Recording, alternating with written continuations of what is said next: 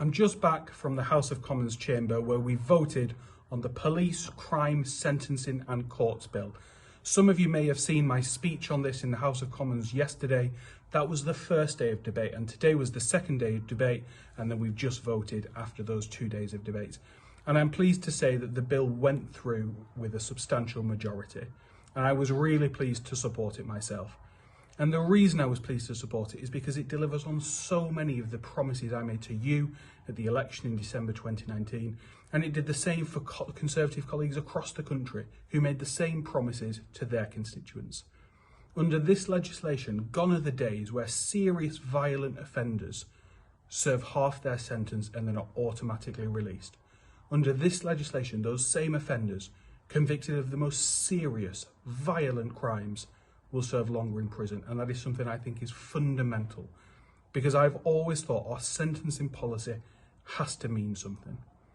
But the bill does so much more than that too. It tackles repeat offenders. These are the burglars who rob house after house after house and somehow seem to get away with it. It cracks down on them. It tackles youth offending with new youth rehabilitation orders so that we can try and divert young people away from crime right at the start with better, tougher, targeted community sentences. It stops those unauthorised camps, people who turn up, take over our green spaces and then build on it, ignoring the rights and views of residents and the planning system that the vast majority of us stick to.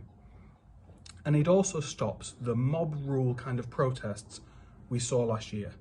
We all remember the scenes of Extinction Rebellion blocking bridges, stopping ambulances getting into hospitals, stopping newspapers being printed just because they didn't like what they were printing, and stopping general people going to work by gluing themselves to trains and buildings.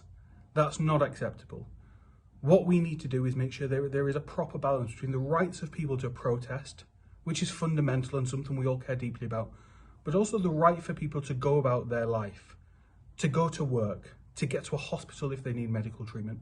This bill delivers on that, and it's something I promised to do when I stood for election. So what will happen next is the bill will go through to committee stage. That's where it gets scrutinised line by line by a committee. Experts get called in to talk about what the bill will mean in practice. And it's right that that happens. But for now, this bill has passed second reading, which shows on principle this Parliament agrees with it. And I'm incredibly proud that it's this government that's delivering on that tougher sentencing, victim first, law-abiding majority first approach.